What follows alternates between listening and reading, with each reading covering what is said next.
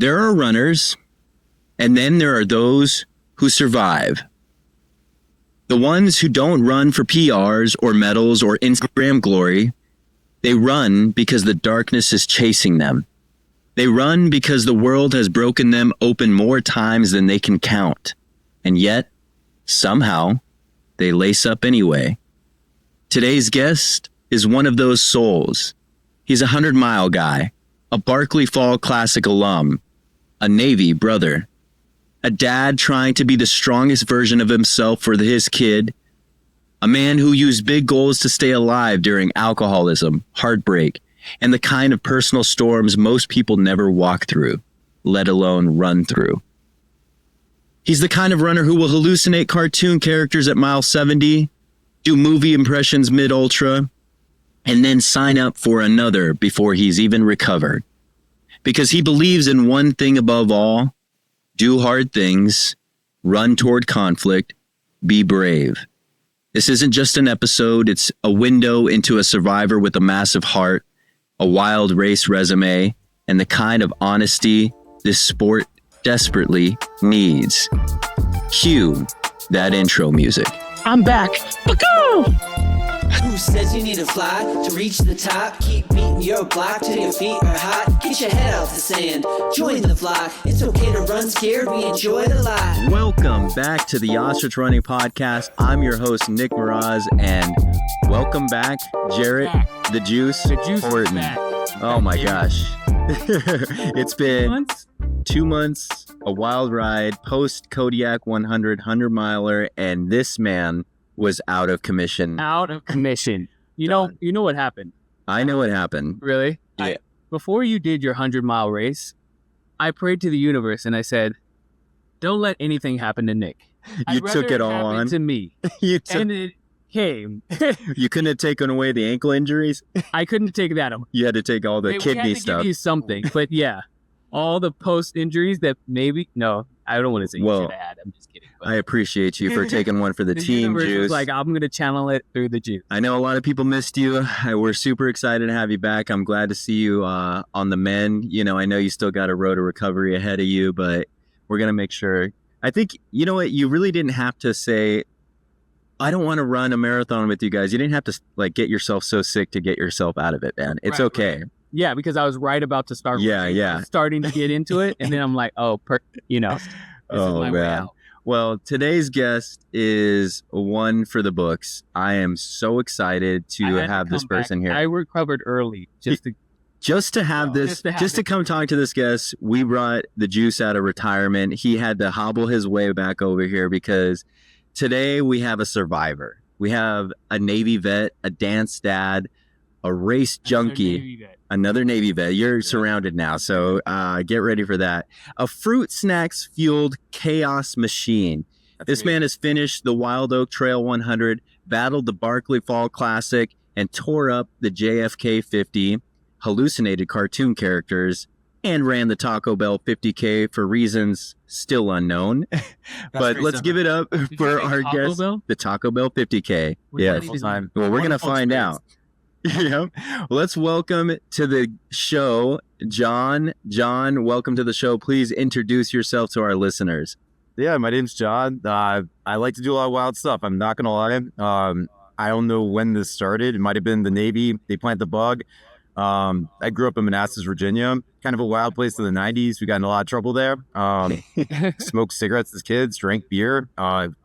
Took that straight into ultra running, man. Like, I feel like the path to becoming a trail and ultra runner is like partying your ass off as a kid. Like, because once you arrive there, when you get older, like in your 40s, you're like, this looks familiar. That's why you're totally right. The hallucinations, the sleep deprivation was nothing new for me on some of these where I'm like, yeah, I partied for 7 days in a row without sleep. So this is nothing. Yeah, running all training is going to kill you. Yeah. Eating Taco Bell, I mean, it's just all part of the journey to get to this spot. And then you're ready for it. And then you're just like, wow, it's all familiar again. And you're a kid and you're happy again.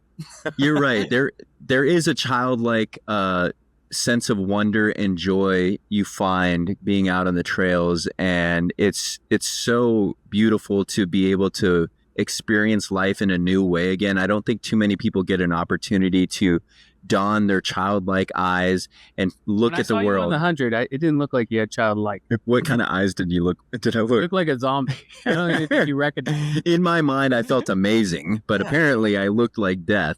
But let's go back to... Wait. How old were you when you started smoking cigarettes? Oh, Like your geez. first- like middle school. Yeah. Ever get middle school, dude? Yeah. Dude, we went hard in Manassas, dude. We were messing around.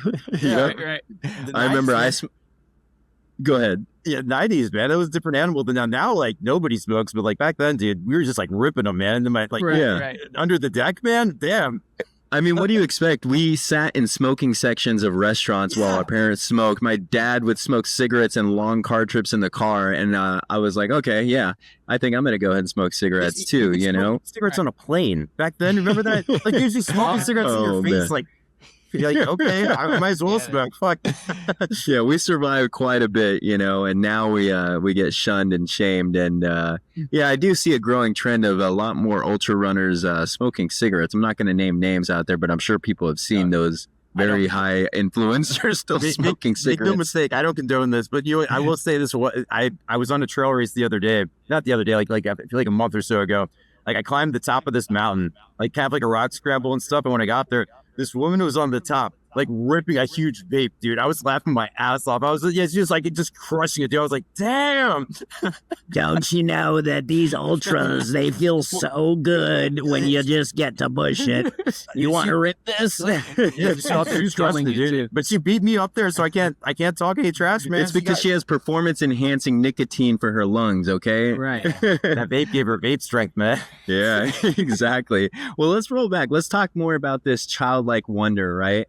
I want to kind of get to know John, or maybe young Johnny, right? What was life like for you as a kid?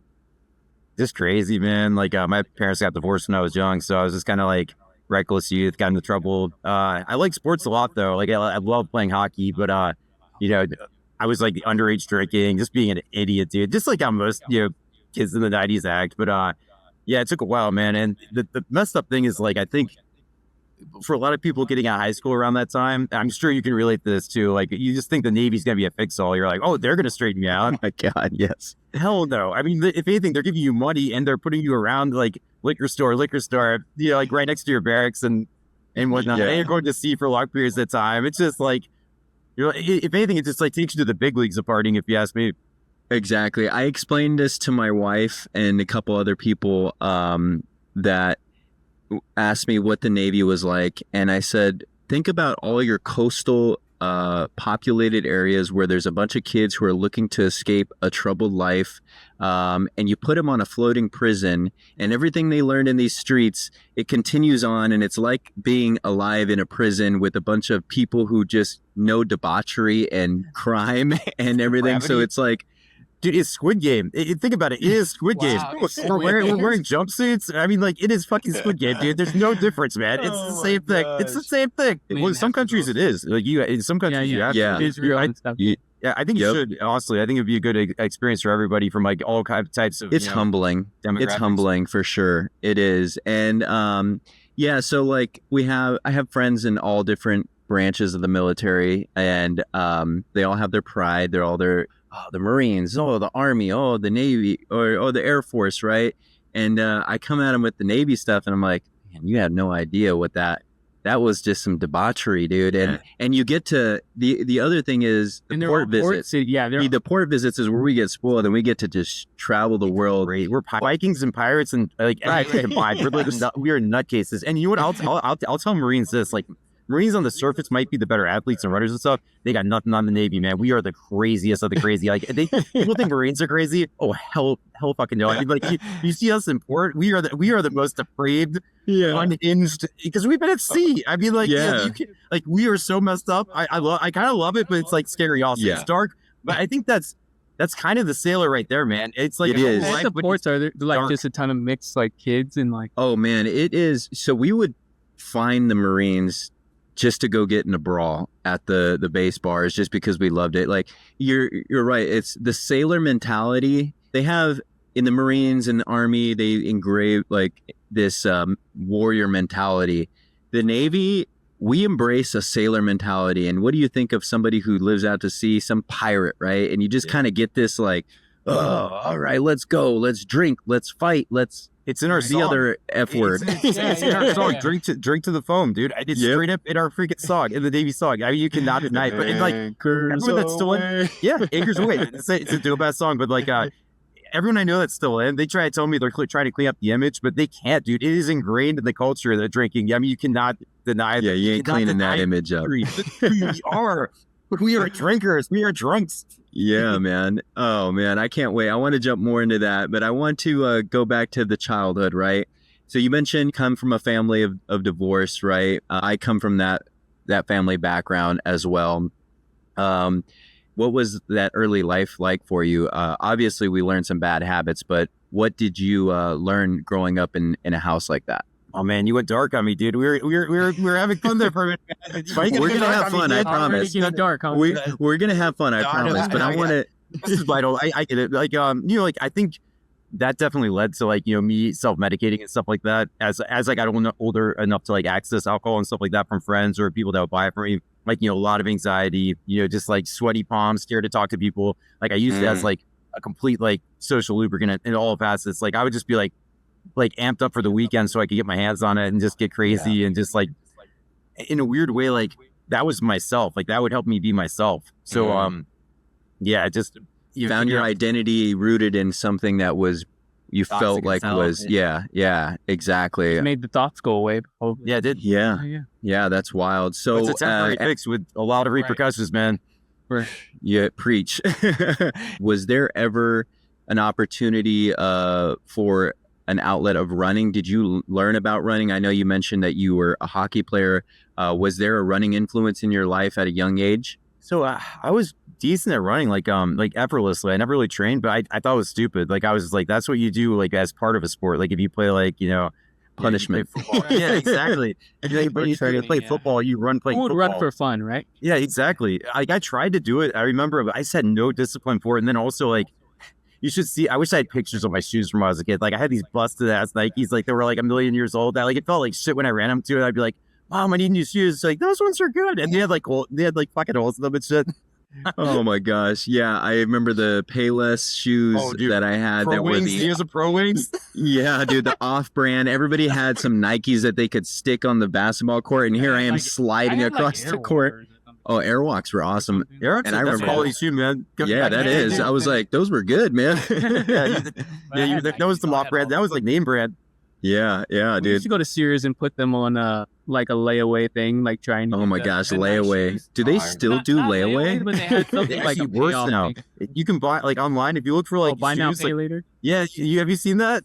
No. That's how they get people now, man. Yeah, they got that out there. They get people. You can buy anything you want. Yeah. Wait, without a Like you can go get concert tickets. buy now, pay. Oh, no they try to wonder. trap- they try to trap just fools. monthly payment. Oh my gosh. Wow. So they've digitized layaway. Oh, they stepped it up, dude. They didn't just do it. It's still here, and they stepped it up too. Oh my gosh. Wow. Trips, That's everything. wow. You can do trips too? Everything. I'm about to be in Oh, they're debt, gonna get- everybody. Yeah, Get don't do ready. it, That's how people are going to all these Stay pure, concerts. Brody boy. I don't. I'm too scared, honestly. Like, even in my life, growing up, probably wasn't the most lavish life, and then when I hit my dark days, money was a struggle, and it does something to you at that point when you're like trying to just scrounge and survive. I don't ever want to go back to that, so I'm too scared to buy now, pay later. I think I have too much of a fear. If you buy now, pay later, maybe just take a step back and It's too late. it's too late for them. Yeah. Never mind. Juice says it's too late for you. That's another podcast for his finance stuff that he will go ahead and The financial talk talking about. podcast. Yeah, exactly. I'm Buy signing now, up for pay 200 later. milers. Yeah, exactly. I need that. I need that right there. Yeah. So after that childhood, you joined the Navy, right? What age were you when you joined the Navy? Oh, when was I? 19, I think. 19, 20. Okay, I there tried you going go. to college, and I was just like, this ain't for me. And like, I was dating somebody at the time. I just went to college because like I wanted to be close to her and just keep something that I knew that. Yeah, I mean, like it was doomed. I mean, there was no way that we were going to be able to like make it work. It was one of those situations, but like I tried to hold on, and I feel like in life, whenever you try to deal with a relationship, you're just trying to have it hold on. It never ends well, man. So you just got no one to fold that shit, man. Yep. No, I agree. And it's probably actually better So you broke up with that person and joined the military. Is that how that worked out? Yeah, it was pretty ugly. Like I broke up with her, but the story with me is I always break up with somebody, but then I get feelings again. I try to go back, and then it gets fucking ugly. And yeah, it's usually that's That's everybody's how life goes down. Yeah, that's everybody's. I was the guy who joined at 17 and married the high school sweetheart, the classic one, and that marriage didn't work out for everybody listening out there. Sorry to my... dude. Oh yeah, it was stuff like that, missing her and stuff like that. Yeah, it was tough. And then deployments, and we were young kids, and it really, like, looking back at it, like we didn't have the emotional intelligence that, I mean, nobody really does. At 17, we were kids, we were fighting, we were arguing. I was never home. I was on deployment. We split on my second deployment on my way out, leaving Hawaii, and that was the last call that I got. So, I went really hard in those port visits just to go through that. But yeah, so you get into the Navy. What year was this? Oh, damn. So yeah, that's a whole other thing. I joined like a few months before the Cole got bombed. Like, you remember that? Like, what led to 9/11? So I joined at like the worst possible time. I had no idea what was happening. Like in boot camp, they were telling us, they're like, "You're never going to be going to war. We're in good times. You guys, you guys are lazy. You guys are just going to earn a free paycheck." This is what they told us. They're like, you got it made. They're going to like let you do whatever. You can just hang out. So like, as soon as I got out of boot camp, the Cole got bombed right when I got home on leave. And then like all the security stuff. And then I go to my ship. I go into Bahrain, and they helicopter me over to my ship. And then when we get back from like deployment, like a few months after that, like we go to Australia. It's awesome. I'm like, I love the Navy. I'm gonna stay in 20 years. And then like as soon as we get to Hawaii, dude, like I'll never forget this, man. It was like dark. I woke up. I was on watch duty, and like like the duty days and stuff like that. Yeah, so I was in port. Everyone else is like partying their fucking asses off. But like the officer of the watch, officer of the watch. Yep. He's gone to the YMC. He was like, I can't see what just happened. Turn on the televisions right now. Like if you have not watched. Oh my gosh! Like I've never heard anyone even talk like that on the YMC, because usually they're super strict about how you talk on there. But very professional. He didn't know what to he didn't know how to address it, and he did. The best. I would have known what to do on there, but like he did the best he could for the situation, and we turned on, and we were just like, I thought I'd been like pranked or something. I was like, you guys, and like everyone was just like, because my family lives here in Virginia, so like I was trying to get in touch with them, like because like the Pentagon and everything. Yeah, it was the weirdest thing too. Like when I was trying to call on my cell phone, like he was just giving me like this weird beep I've never even heard before, because like all the lines are busy and stuff like that. We had to get the ship out of dry dock, I think in like a day. Like I don't know if you know what that's like. Insane. Yeah. Like we had to get underway because the base went to Delta security risk. Full on lockdown. That never happened since Pearl Harbor, dude. Like the actual like. I was just gonna say. Yeah. So that was like very traumatic.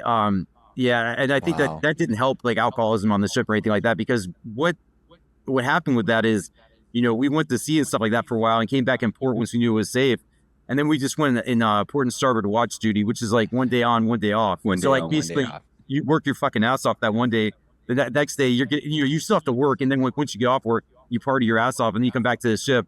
And I mean, like, everyone came back to the ship drunk. I don't care what. It to stop that moral high ground shit. Everybody came back drunk. So like, I mean, like, part of the funny thing with the Navy is like how they would zero out people that were intoxicated, like on the ship, and they get in trouble. I'm like, dude, everyone's drunk on here. Like, how are you gonna pick? How are you gonna pick? You just got caught. Driving, dude. Like, everyone's speeding. You're like, oh, that guy. That's what they did, man. Like, that shit kind of pissed me off too, especially during like traumatic times like that. Like, how are you gonna like punish somebody that has unchecked anxiety and all this stuff after freaking 9/11 that because they're drinking? Get the fuck out of here, man. Get out of here. Yeah, it's crazy. What's the punishment like?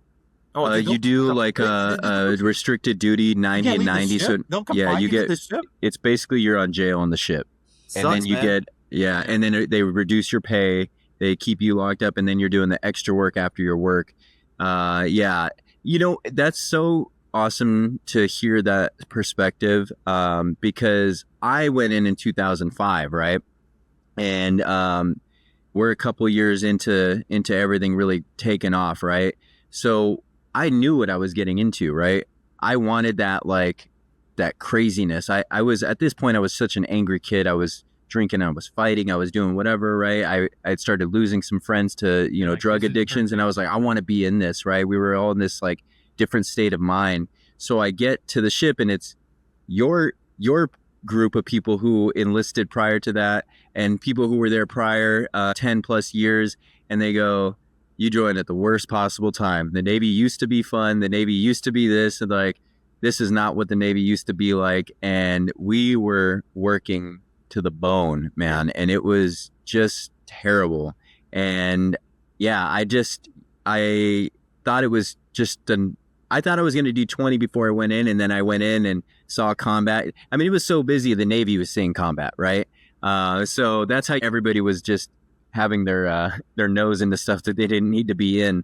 But yeah, it was crazy, and it was a breeding ground for a lot of mental issues throughout. I mean, I think I still have traumas from watching people have mental breakdowns, right? And I think that's why I close off myself emotionally a lot, because, you know, I always fear like, oh, what is a breakdown? Am I going to lose off my rails? Because, you know, I just picture these people's faces of losing their mind in there, and being locked up on a ship and not being able to go anywhere is just like an icky feeling, man. And you just feel helpless, right? I feel like a lot of it too, like unfortunately a lot of sailors that were in that during that time, that stuff's all unchecked. Like we haven't really like discussed it in therapy or anything like that, man, because like it was so traumatic at the time. I know for me, I got through it and I didn't think it was that bad, because like I just kind of made an adventure out of it. I'm kind of messed up to begin with, because like I said, when I was a kid I was wild anyway. So the chaos, like from being a kid, like going to this ship, I could deal with it because I'd never had like structure in my life, you know. So like that was fine, but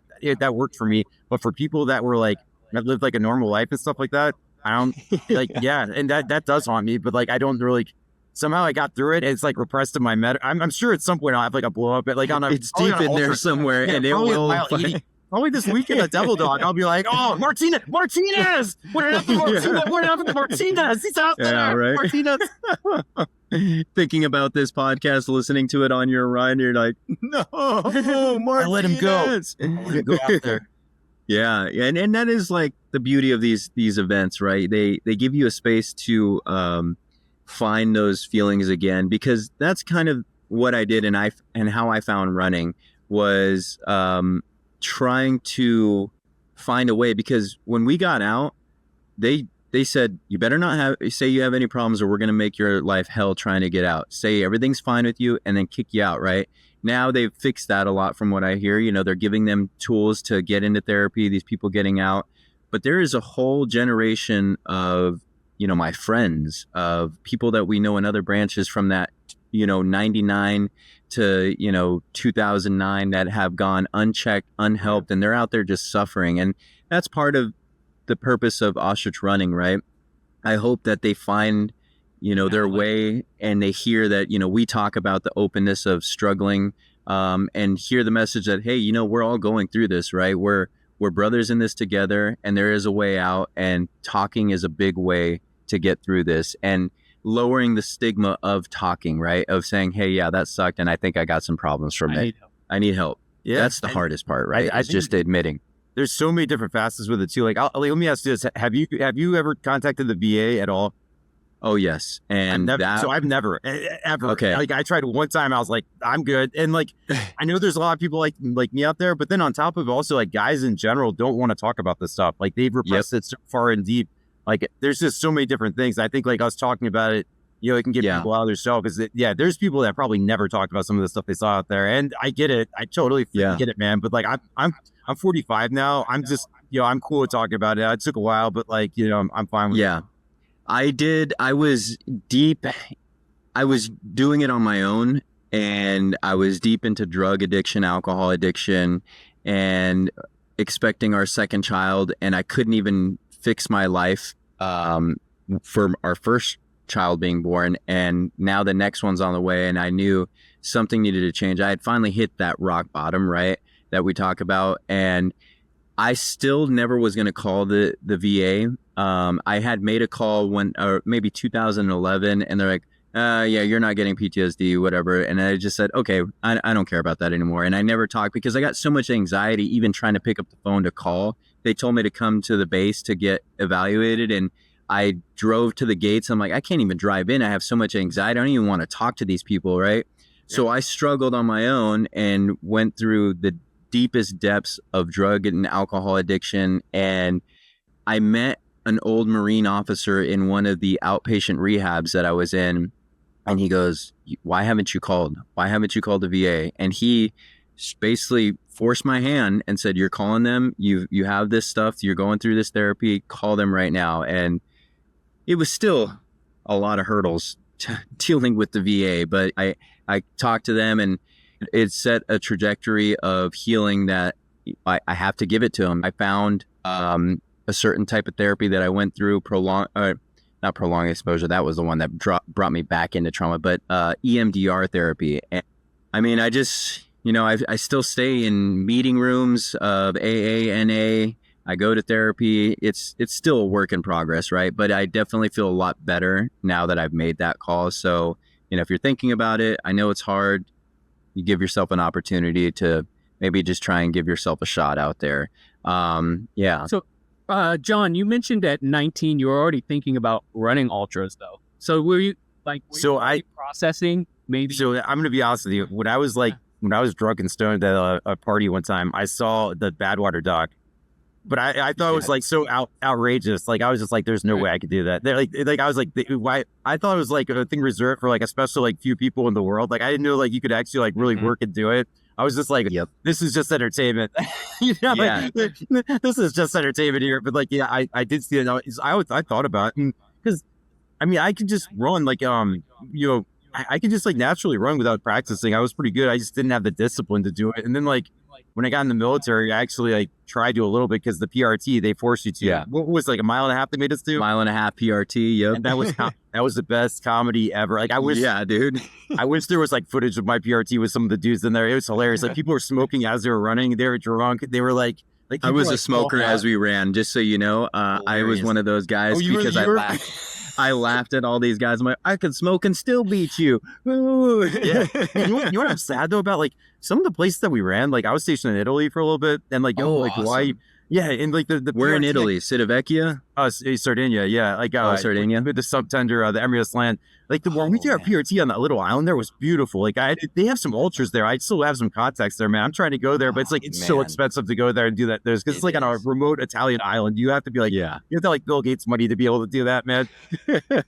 Or like Will Smith, because you see them chilling up there. Like those are the type of people you see there, because like they know they won't be. Nobody knows who they are there, or they just don't care. Like there's like whatever, like I'm here. I'm in Sardinia. I'm chilled out.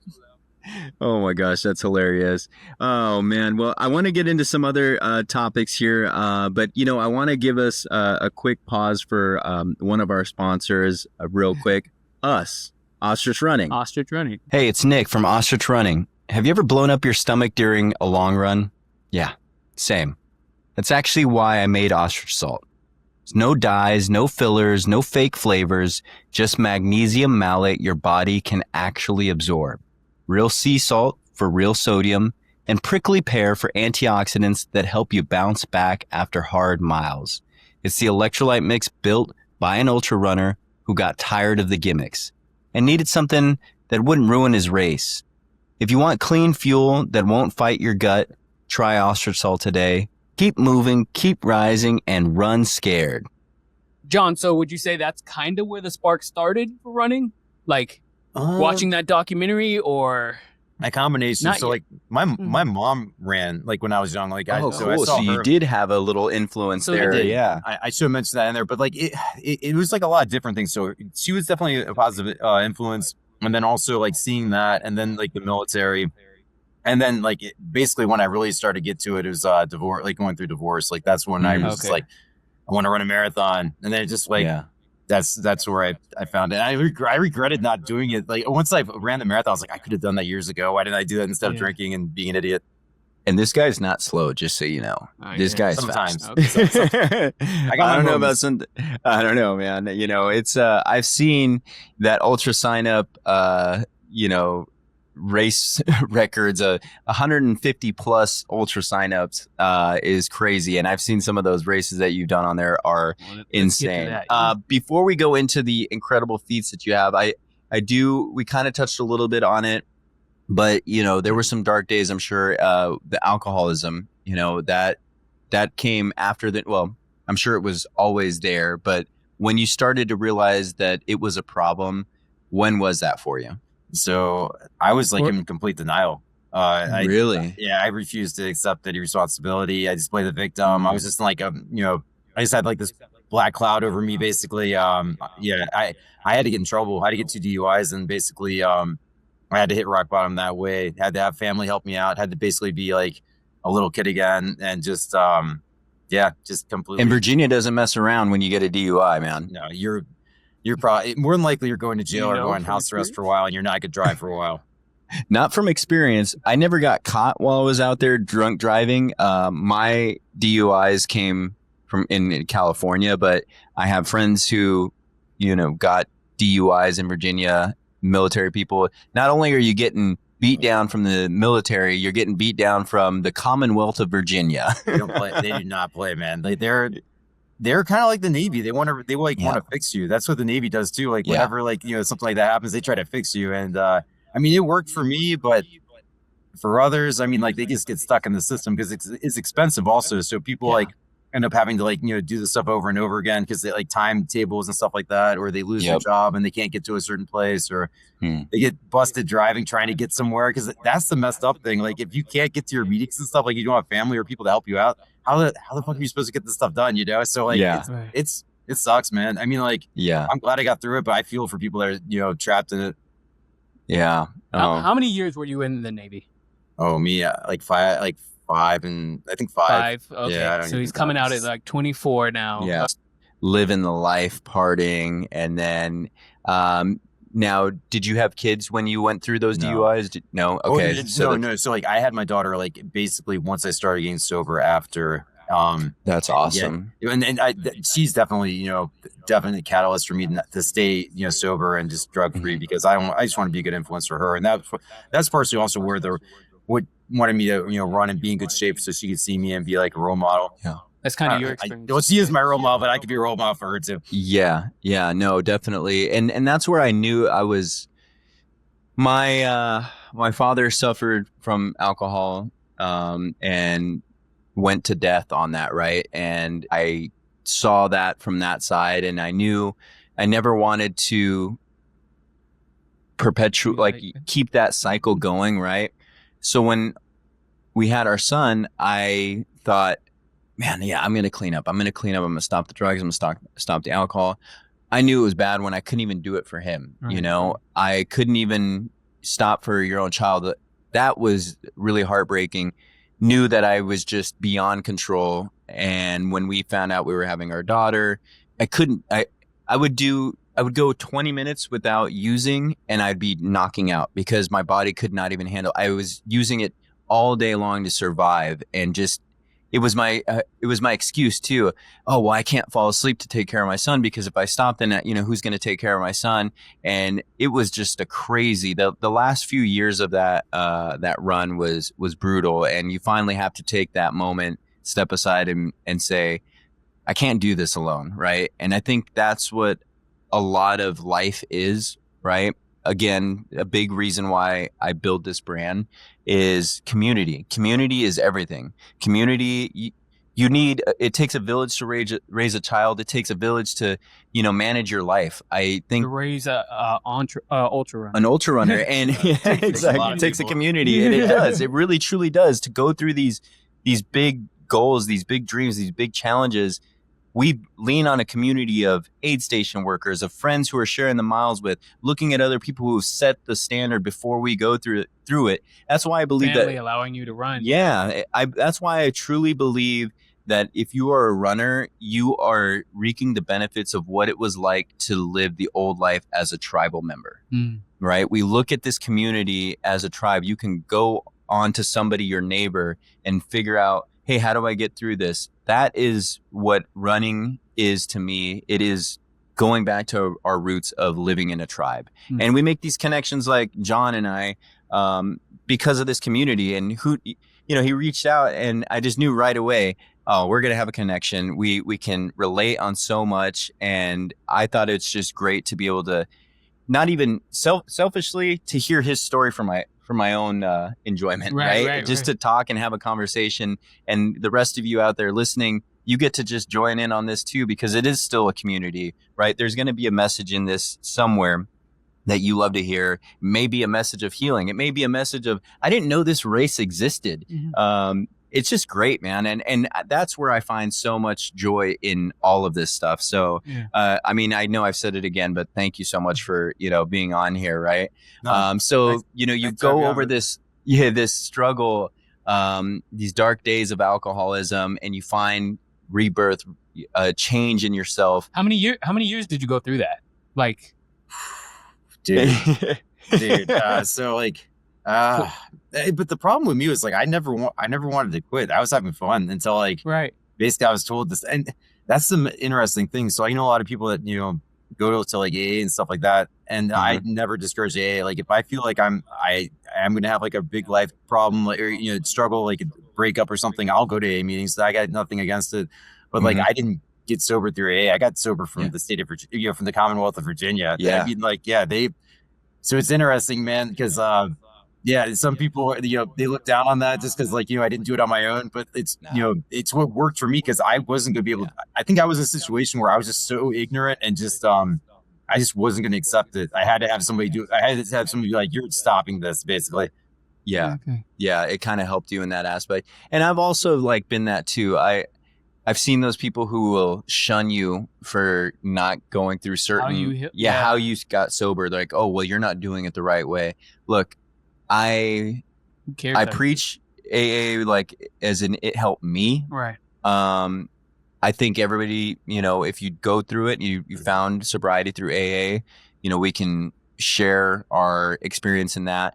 But if you're sober, you're sober, right? Yeah. There's no wrong way. Also, it's a community. AA is a place for you to talk to other people. You are essentially in AA when you go to these races. You're talking to people out there. You're talking about your experience. It's experience, strength, and hope is what you talk about in a meeting. And of course, you get that on an ultra trail race. John shares his experience through different races. Oh man, I struggled through this. Hey, I've been through the hallucinations. Okay, this is how I got through it. You can do it too because I did it, right? Experience, strength, and hope. It's all there. You're basically in AA. It's just a different way, and everybody's got to find their own journey to get to wherever it is, as long as you're finding happiness. Right. That's all it's about, man. So, yeah. Okay, so we get past the dark days of John, the dark days of the book of John. I'm sure that's its own story. Yeah, exactly. So who is John today? I want to get to know the man behind the miles. How did you get, I still want to know, how did you get from the dark days to running? Like, where's that transition? When did that happen? So mainly when I was going through divorce and, it was dark. I had to, do a lot of stuff with the courts and, financially, and then just a lot of like waiting, and it was real stressful. So, that's where I just kind of was just like, I'm gonna try this and try to find some peace through it. And it worked. I didn't start doing races right off the bat. I mean, like I signed up for a marathon like 3 months out, I think, just because like, crazy. I was at like a low point with the divorce. And then, was that your first marathon? Yeah. Did you start training like crazy? Did you say, I'm going to go out and just run a mile? Yeah, I went from like 5Ks occasionally with the family, like turkey trots and like local races with like family, like just chilling out, like not like killing it or nothing, but just like, just running with family. I went from like that to just training for a marathon. And that's looking back, like I'm the most proud of that. Like, where the hell did I get that motivation from? Like, I'm not that motivated now, and I'm like in really good shape. Like, so like, I just think back to like a dark place for so many years. But I think like when you're like that, like for like a long period of time, like 10, 15, maybe your whole life, if you have all that darkness around you, you feel like you can't do it together, and you just got to take the reins right there. It's amazing. I love it. Why did you choose a marathon? Like I would go out and play basketball or something like super simple, start off with like bowling. You were just like, bowling. Let me get this 300 game. If it kills me. Right. You were just, and Nick were just like, how did you guys choose running? I think for me, it's just like, I need something transformative, man. Not just like my body, but mainly my mind. Like honestly, I'm not one of those dudes that needs to look like I'm in like the best shape ever. But like my mental stuff is the big thing. And like, going from the journey of like the military and then like, being in like high school in the 90s, it's just like, I went through some rough stuff, man. And I think that, just running, I never was able to meditate like that, like I do on a long run or something like that, just being by myself. Like a lot of my runs when I was training for the marathon were just by myself or listening to heavy metal. And after a while, I just stopped listening to music. I was just like, I want to listen to my footsteps. I mean, like, that's amazing to me right there. Like that's freaking badass. You're just going to be like, I just want to listen to my feet pound the ground. You know, it's amazing. It's just that's huge growth in, I think, what you're doing, right? I think it's super important. I run without music, and I find I get locked in, and I find that trance-like state in just hearing the pitter patter of feet, right? And for those of you, it's meditation. Mm-hmm. For those of you who can't really run without music, there is one trick that I saw some guy talk about, and I tried it last weekend just to see, right? I can lock in, doesn't matter. But he says, listen to one song on repeat, right? And you just let it play the entire run. It takes a couple miles to really get locked in, but it does help.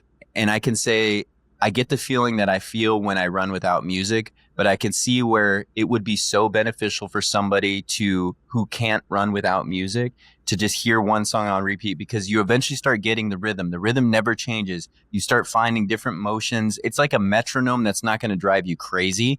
And you're able to kind of distract and you feel it. So that would be one trick that I say that I tried, and I think I like it. But that's really interesting. You bring that up. So like when I was training for JFK and a couple of past races recently, I would just like, so I subscribe to like Apple, iTunes and stuff like that. And I'll just listen. There's some songs, like I'll just like try to like, I'll just look for music. And if there's something that sticks, I'll just play it a lot. Like, I'll listen to a lot, like one or two songs, like constantly right before the race. And then, I'll just, that will be in my head throughout the whole race. It somehow motivates me. But yeah, that's interesting that you bring that up. Like, I don't know how that works, but like, it's always in my head. Like if I just play something, I mean, it sounds crazy just listening to the same song and playing it out like that. But you are crazy, John. It's okay. Like, on the race, so it's there, man. It's just like it's amazing. That really works for me. Or just like, I don't know. I love finding new music, and then when you like, me too. Like when you find like, there's so much music out there. Like when you listen to iTunes, when you finally like find something cool, when you're just like looking through stuff. I just want to listen to something over and over and over again. And then like, you just have that stuck in there. You're like, okay. And then that's like your mantra for the race. Yep. And it feels good when it like comes across in a mix and you're like, oh, I was waiting for this song. Right. And you just feel like you're flying and just going. And there's something beautiful about that. How did that first marathon go? Not bad. So I didn't have a watch. Okay, actually, I take that back. I did have a watch, but I did train with the watch. Like I just, my ex-wife got me a Nike watch while we were married, but I didn't really know how to use it and stuff. I used it for the marathon, and I'll have to go back and see it. But I think it recorded the whole thing. But like, remember the Nike Plus watches? Yeah, I think so. Yep. Like it was like real early, like stuff like that for recording like your runs and stuff like that. But yeah, when I was training, I just had like a step counter on my phone. It had no mileage or anything. Like I would just like do the math and find out how far I went. How many steps did I get today? Yeah, we're good. All right. Yeah, I was so.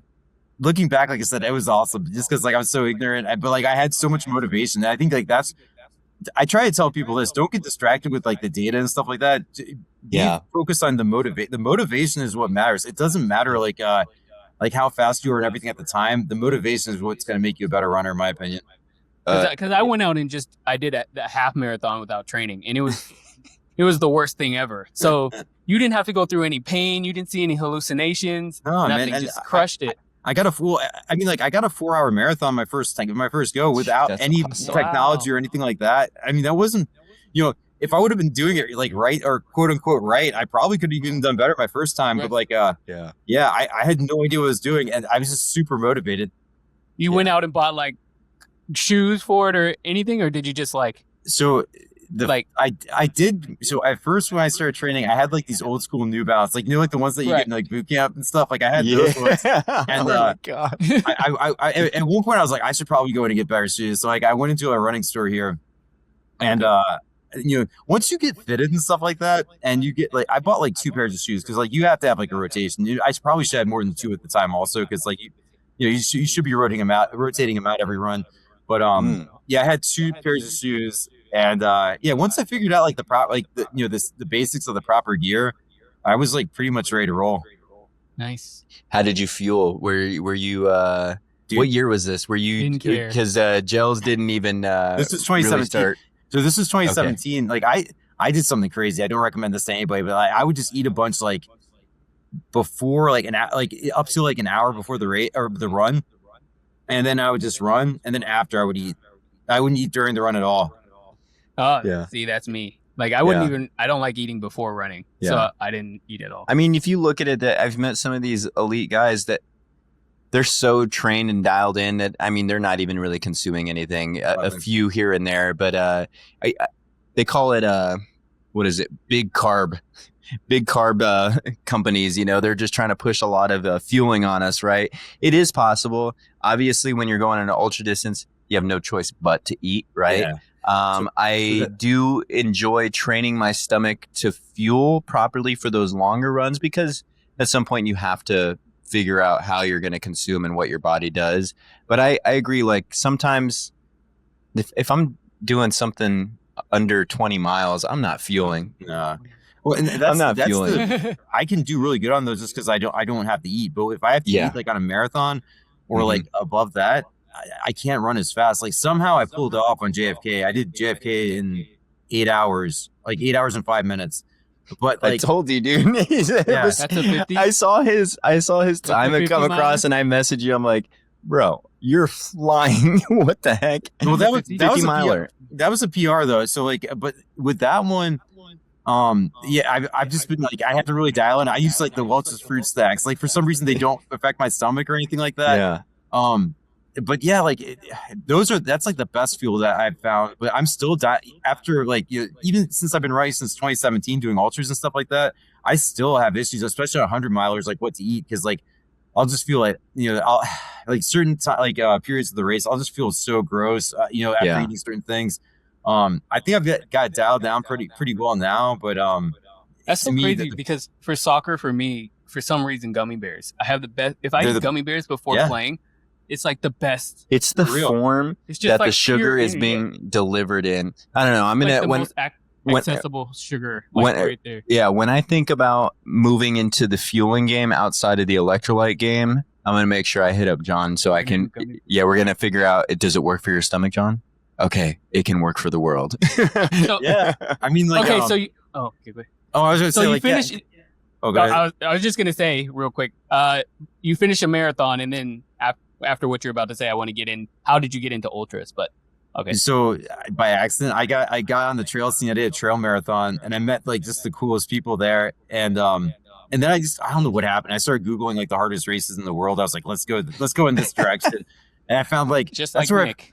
I found Barkley Fall Classic and stuff like that, and like the big Barkley. And like I didn't watch the doc initially. I just like went to Wikipedia. I was like, what are the hardest races in the world? And like, that's where I went. And like I think it was my third race or second trail race, third race overall. And I did the Barkley Fall Classic. Like that's where I was at. I was like, I want to do everything. We did a history of races. This is the shorter version of the Barkley marathons where you're navigating and you got to take a book out of the page, and the guy Lazarus it's basically got like a 99% failure rate. I think one year they had like 5 finishers and he was like, never again. And there was no finishers. The next year he made it like so incredibly hard. So he got like that little portion of it. Do you plan on running Barkley marathons at any point attempting to? I'm doing the Fall Classic again this year. This is like, I think my 6th time doing it. Last year at the Fall Classic, only 20 people finished out of 450 people. 20 people finished. Just think about that. What's so hard about it? Oh, dude, it's the weather, the terrain. You gotta climb up briars. Like, I mean, like you have to wear gloves in certain parts. Like you have to like slide down and shit. I mean, like some people can run down and like up that stuff, but like it's very hard terrain. Some of it's not even. It doesn't even feel like running. It's like obstacle course shit. Like you're just like doing crazy. Yeah, you're just doing crazy shit, man. They cut up on look at people's legs, like pictures of people's legs from the race, like cut up and everything. Yeah, blood all over the place. Hey, does he do it similar format to the marathon where you're you're navigating solo without any kind of GPS, or are you allowed to have course markings on this one? You can't have any GPS. They do put out markings, but some of them are messed up. Like there was this one sign that made me laugh. It said 1 mile to go, and it was definitely not 1 mile to go. Yeah, like we're just like, there's no. He's so messed up. Yeah, they made me laugh though. Like me and my friend were just like, there's no way, dude. 1 mile to go. So 1 mile to what? You know? Yeah, right. He's like, we didn't lie. There was a tree a mile after this. I just wanted you to know that it's there. 1 mile until another.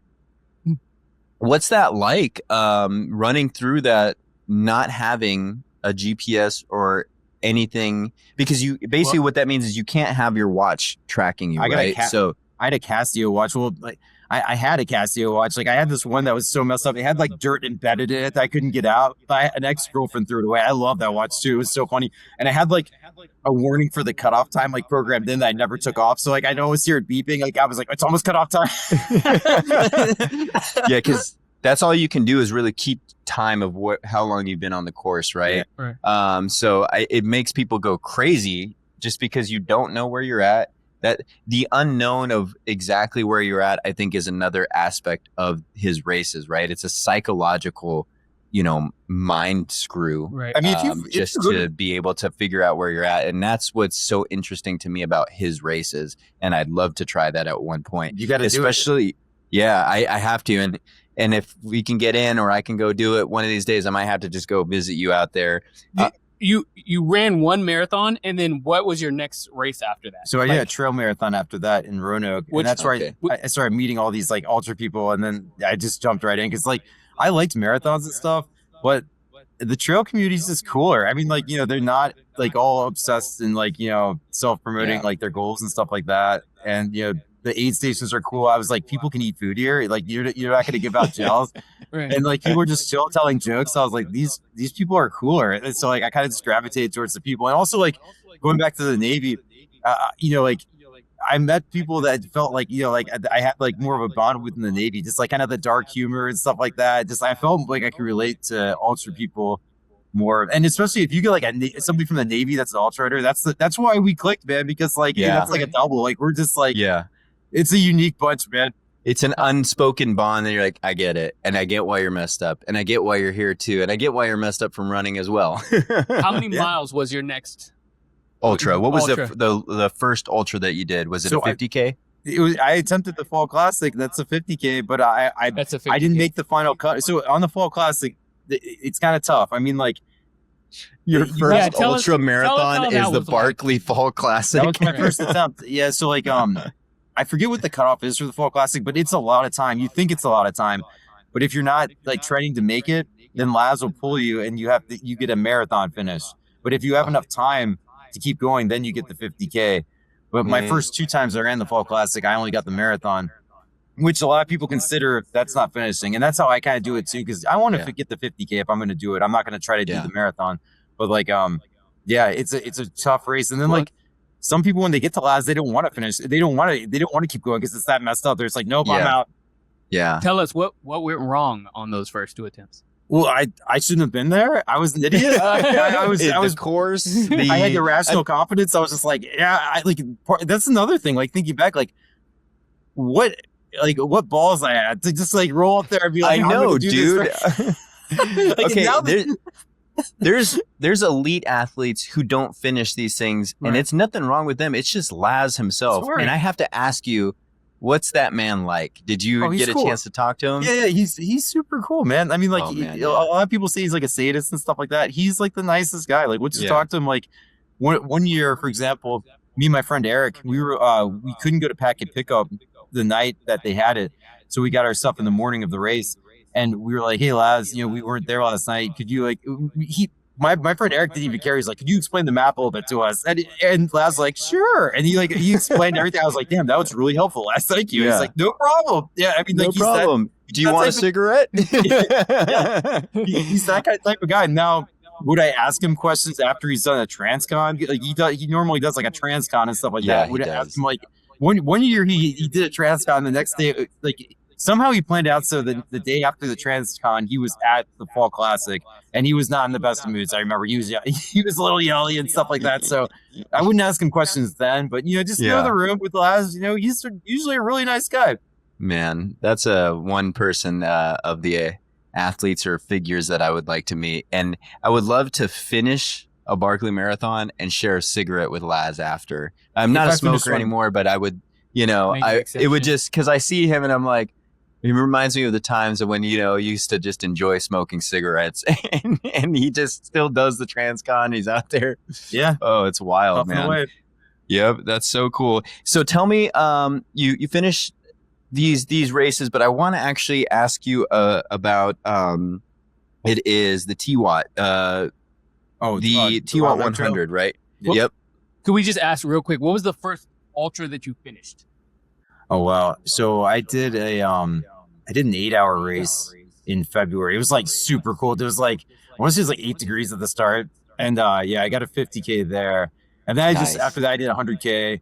And then I started, I did like in 2018, I just started, if you look at my ultra science history, I started doing all the races, man. I DNF'd a lot of hundreds trying to get down. And 2019, I started finishing hundreds. And then, COVID kind of messed things up. During COVID, dude, you should have seen me. I was like running marathons, like around like fields and stuff. Like, yeah, anywhere. Like I was just making my own shit. I was like making my own marathons up during COVID because like we had all these virtual challenges. And another cool thing that Laz and Steve Durbin did, they had like the great virtual race across Tennessee.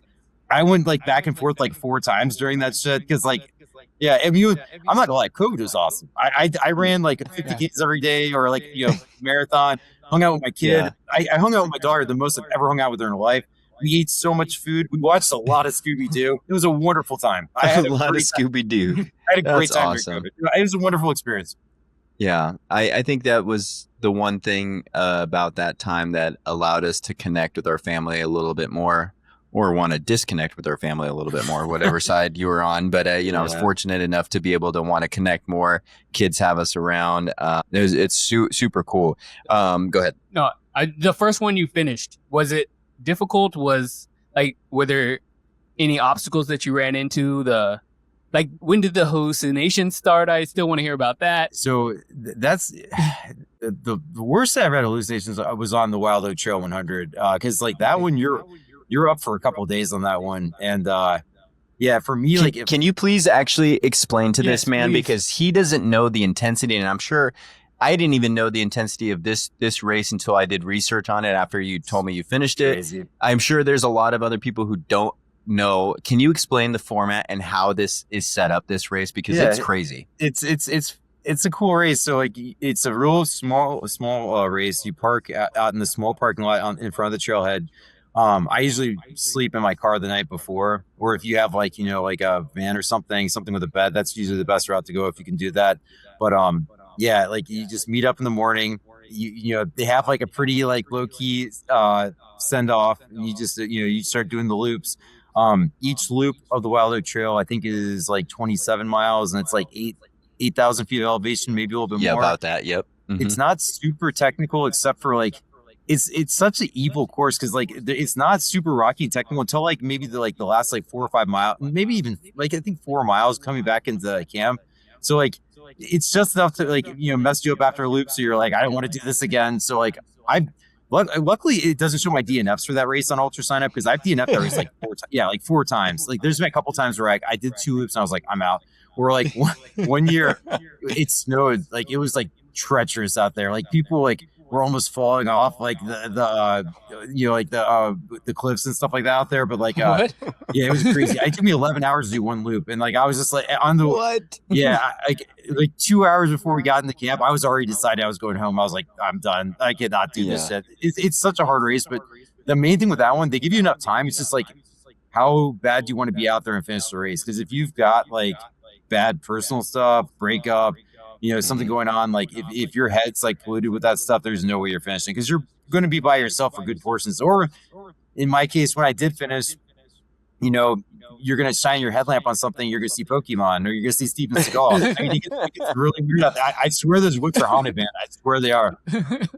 Oh my gosh. And is that another self-navigated race as well? Yeah.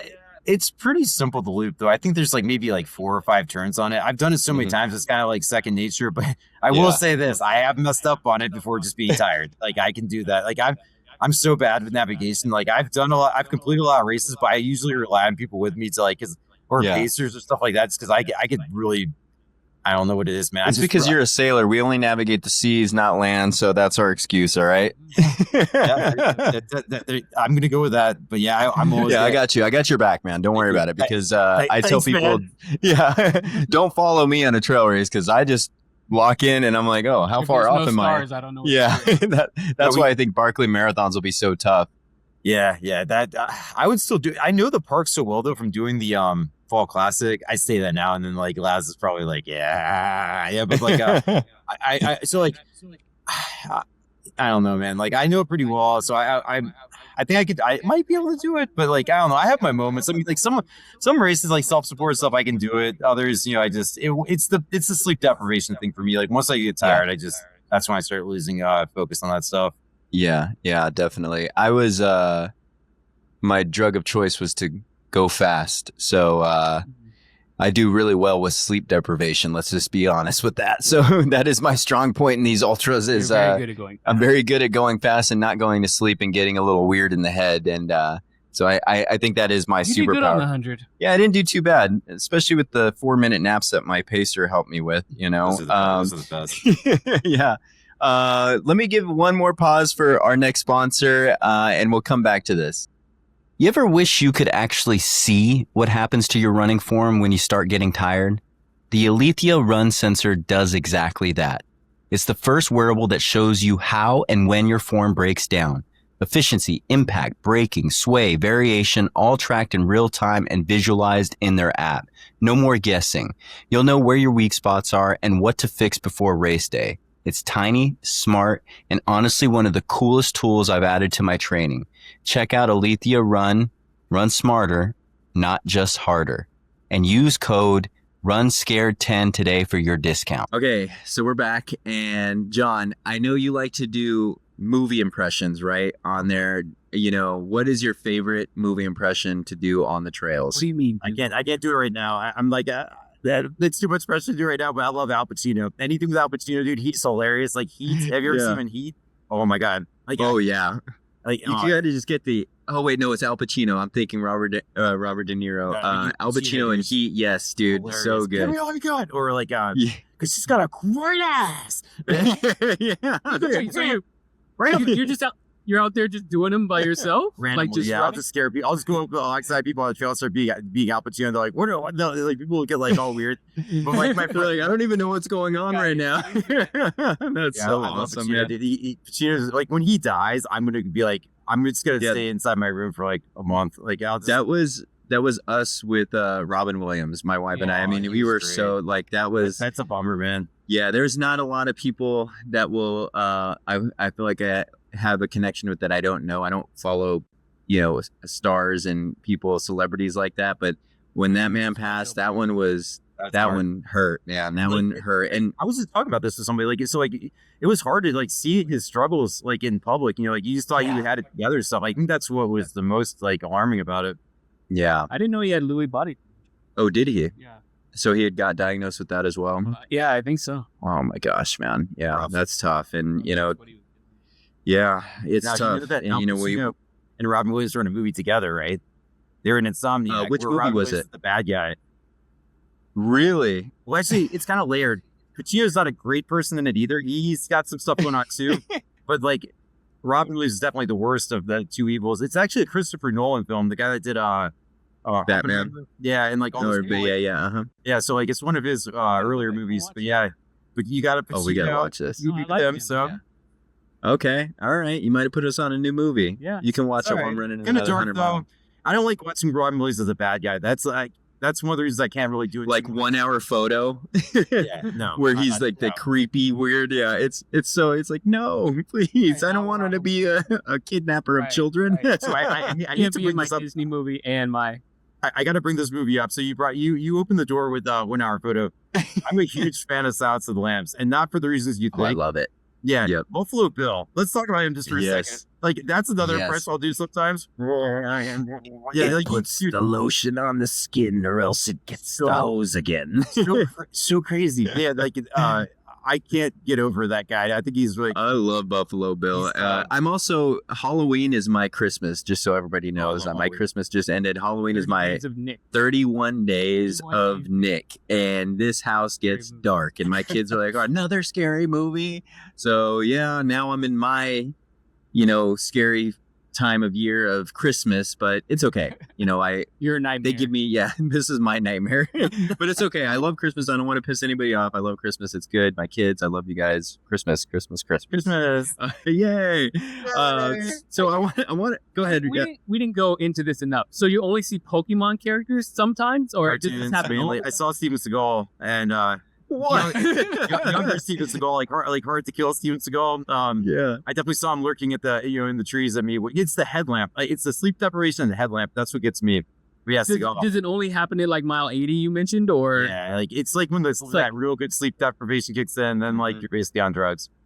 Yeah. When the next morning hits and the shadows are it's in that early days. Yeah. Oh my gosh. You get like a haze out there. You can see ghosts. You can see anything. You can see anything out there, man. Yeah, whatever you want. When it first happened, what did you think? You were just like, I'm rolling with this. It's just what it is. Oh my god, that is kind of awesome to see Pokemon though. It was like so it was a tree that had like it had like a I guess like a lightning hit it or something, and it's like it was like all frayed and stuff, and it looked like Pokemon's hair or Pikachu's hair. It's like Pika. Oh my god. Oh my god! Like, Pika. You're Jesus. No, that was when he got lost on one. I would have threw like a rock at it and like try and capture it. You're like attacking. It's not real. Yeah. It's okay as long as you're not like Ash and the whiny little baby all. Nick, what was your mile 80? You never get to see anything. It's not fair. I had plenty of years where you saw I don't even want to talk about like this. I want to glorify it, but Hunter S. Thompson was a very prominent figure in my days after the Navy. So I've taken quite a lot of LSD at one time. You would think it would just jump back in as you're running. Like I just feel like I could tap into it, but I didn't get that. I don't get that like delirious, that tired. It just doesn't really hit me. I mean, shadows, I guess. I don't know. To me, it doesn't really hit me. One of these days, maybe then I got to do the Tahoe 200 or something, and then it'll hit. I just have to go further. You guys just need to run together. Yeah, I think if we do get an opportunity to do this, look out, everybody on that course, because we might be two wild boys going out there. It's weird stuff. What race I want to do? Going into what you're just talking about, I want to do Vol State. The 500K that Laz does. Oh, wow. Yeah. Somebody was like telling me, I was talking about like hallucinations and stuff on Facebook, and somebody was like, wait till day 4 of that. Yeah, exactly.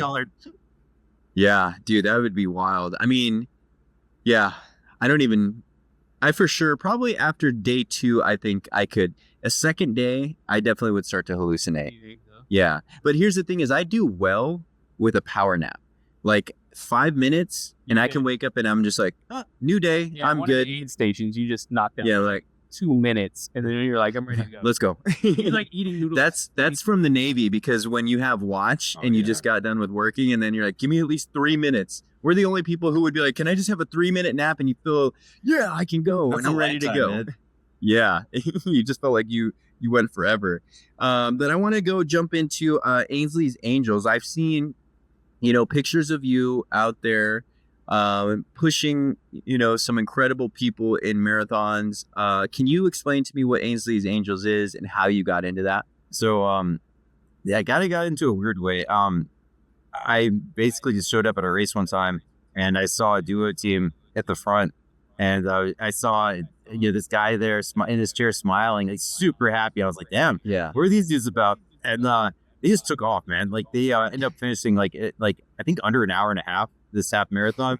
I'm like, I immediately sought them out afterwards. I like found out about Ainsley's Angels and what they're about, and basically they just help people that can't run be able to experience that race. And it's a cool way, for them to get that support from like the crowd and the runners to be a part of something like that. And I love it, man. I pushed all distances basically from a mile now to an ultra, because We just did the Taco Bell 50K, and I don't really like road running anymore because I'm not going. I think it's kind of a toxic environment, man. Again, like, body shaming, like, just like, everyone's really like, crazy about their times and like showing off and self-promoting and stuff like that.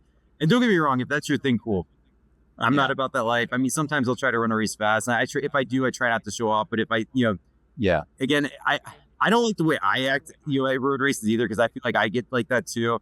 But when you're helping somebody else, out like that, it's different. You're giving them the experience. So I feel like it makes it better. It's not so self-serving. So like, you're doing that for them to have a good time. So I feel like, it's all around. It's a really good experience for everybody. No, it's beautiful, man. My nephew has cerebral palsy, and I would love to at some point be able to run with him on a marathon. And they're out in Chicago, so I hope that one day. And when I see you do that, I definitely am looking forward to that, sharing that experience with him. And well, explain for us that don't know, what is it, Mark? Because what is he actually doing? So he's going out with individuals, like you said, who don't really have the opportunity to run these races, but they can go in and experience and see the crowds out there. They can feel the wind through their hair and just enjoy their time out there, seeing people, hearing the music. And he's pushing people, with different abilities out through to get there. And I mean, you're running, you're essentially the legs for them at that point. And they're the drivers, man. I'm just like, I always say that they're the all-stars. I'm there for the ride. And like a lot of times they fire me up, man. Like, it's just, oh man, I swear a lot of times I get more motivated running on a duo, like in a duo team than I do by myself, because like, that's for them. You're giving them a good time. Yep. And I'm going to make sure I link Ainsley's Angels to the show notes. So if you're interested in seeing, what this organization's about, please go to the show notes, listen in. And I mean, just look at all of these incredible smiles at some of these races is so heartwarming. And it just gives you such a boost to just see, somebody enjoying this. So my hat's off to you. I think what you're doing is amazing. I know that they drive you, and it's just you're just the medium, and it's incredible for you to. It's the most wholesome aspect of the road ride community, in my opinion, man. Like I get it renewed anytime I get like disgusted with the road ride community, like they bring me back. I swear, they're the best thing out there. Yeah, and there's good people. Yep, and that's amazing. I love that. And those miles that you shared with them, what kind of lessons have you learned from that about yourself? I mean, again, I'm happy, man. I like seeing other people be happy. That's the main thing. I was a caregiver for the guy that I first met at that race, Donald. I was a caregiver with him for I think about 3 years. I mean, like, I just like making other people happy like that. Now I'm a dad also though, so like it is hard being a caregiver, especially like Donald lives over an hour from me, so like that was kind of tough to like do stuff with my daughter and help out Donald at the same time. But like, I really value being a caregiver and helping others. So like it means the world to me being able to help somebody else. Because I mean, at the end of the day, it's what you do for others. Making other people happy in this world. Because I mean, it can be a dark place. We've been through it. So try not to let other people experience what we went through. Yeah. Amazing, right? Amazing. Yeah. Just so good.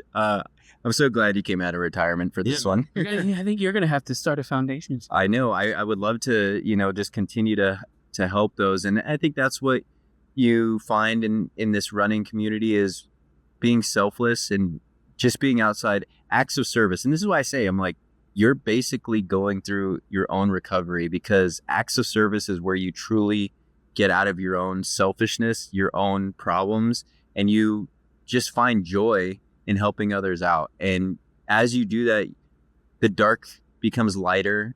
You think less about what's making you sad.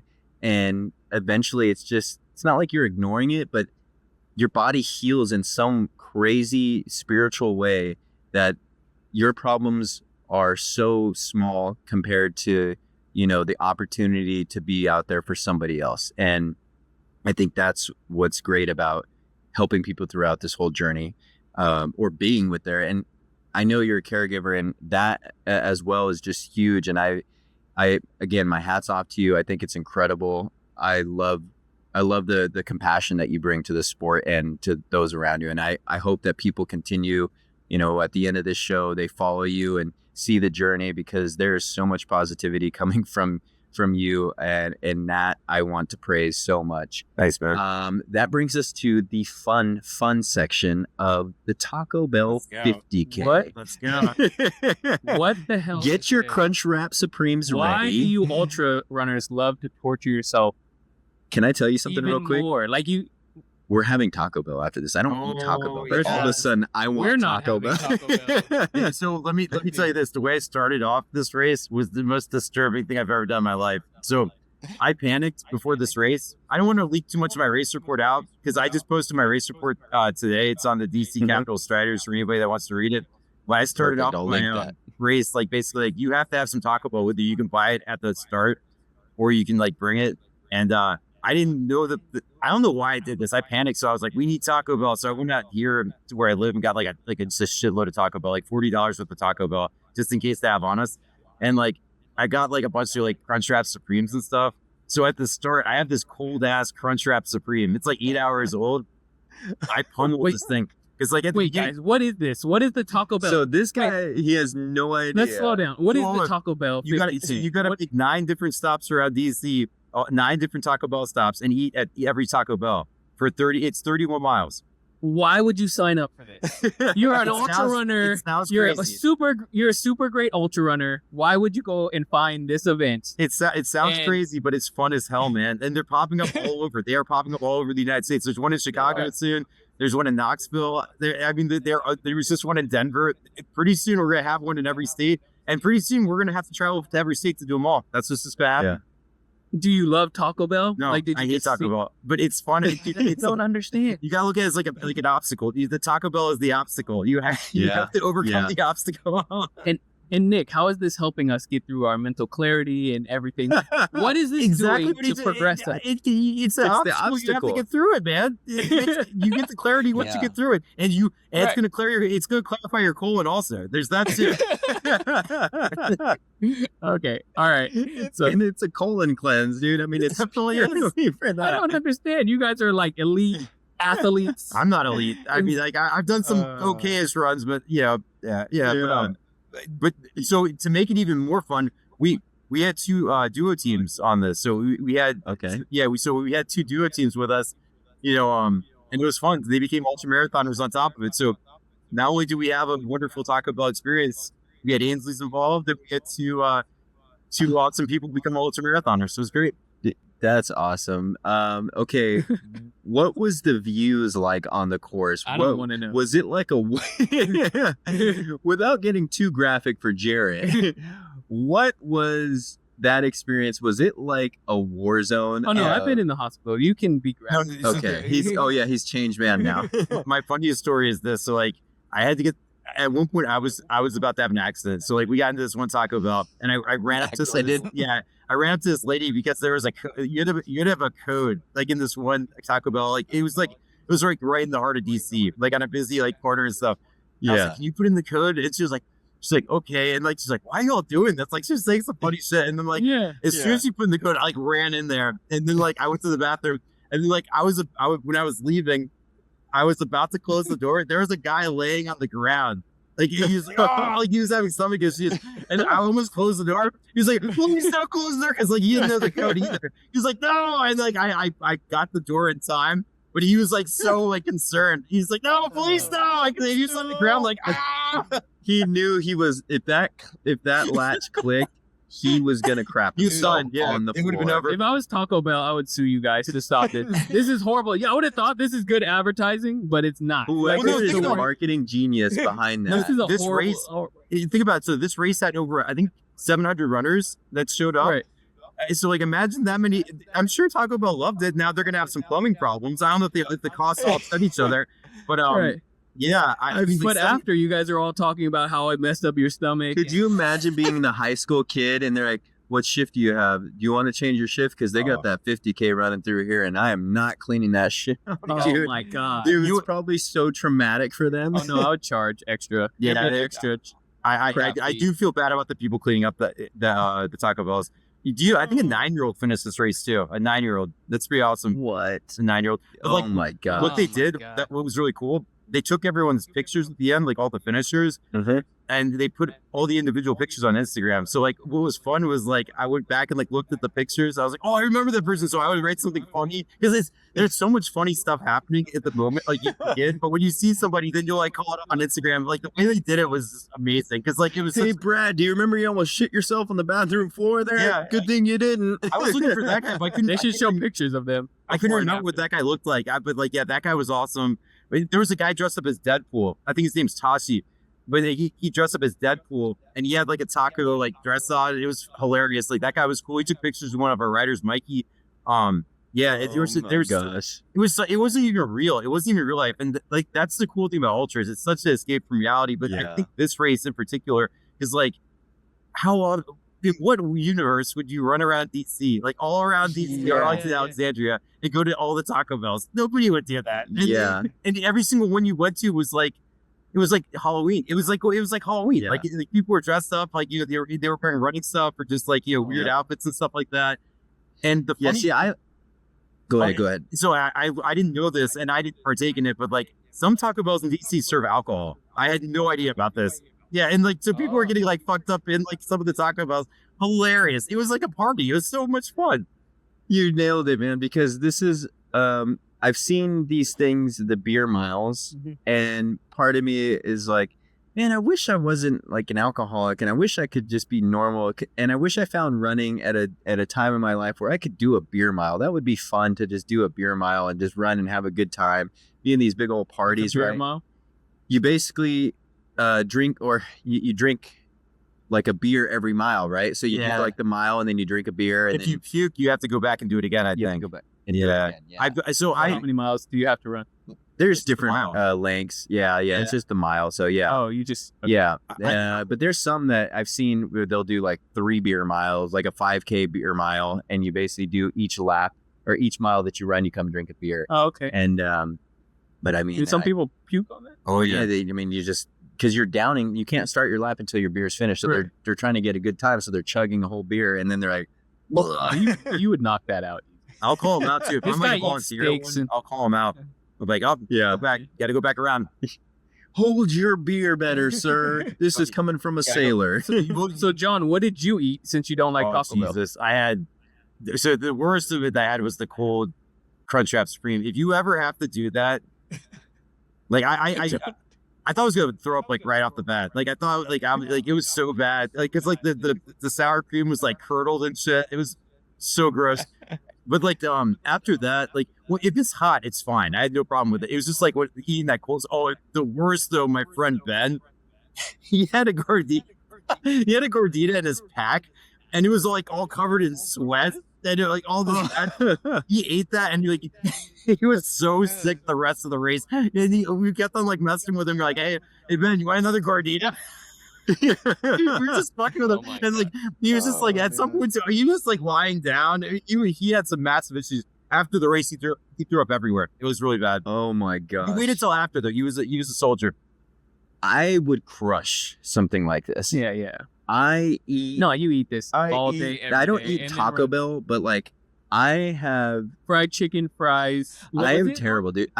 On that PR, the mile PR that I just did, I had steak, potatoes, salad, and biscuits right before that. Like for some reason, I eat and I can go run on a full stomach with I just train my body to do that because I You have two think stomachs. early on he thinks I'm a cow and I have 4 stomachs. I think you saved it off to the side. But I can just it took about a year or two, but I really trained my body because I got so sick of eating gels on ultras. Again, I just trained my body to eat solid and run on it just because I Not enjoy just it. any solid.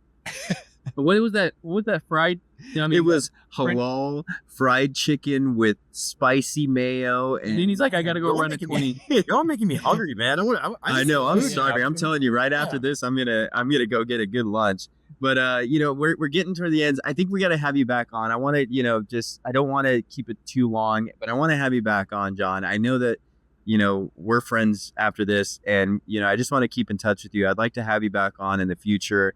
And I just want to kind of close this out with a message from you, right? Is there anything that you have for people who are just starting running, people who are going through dark times, anything like don't that? understand why you guys run ultra? Yeah. Is there anything that you can share that, Why should I get into it doesn't this? even have to be philosophical. Yeah. It can be philosophical. Main thing is, like, I don't. bet on yourself, be you, don't compromise it. Like, even if you meet somebody, like, a love of your life, just be you. Chase your dream and don't compromise it. Just stay you. I love it.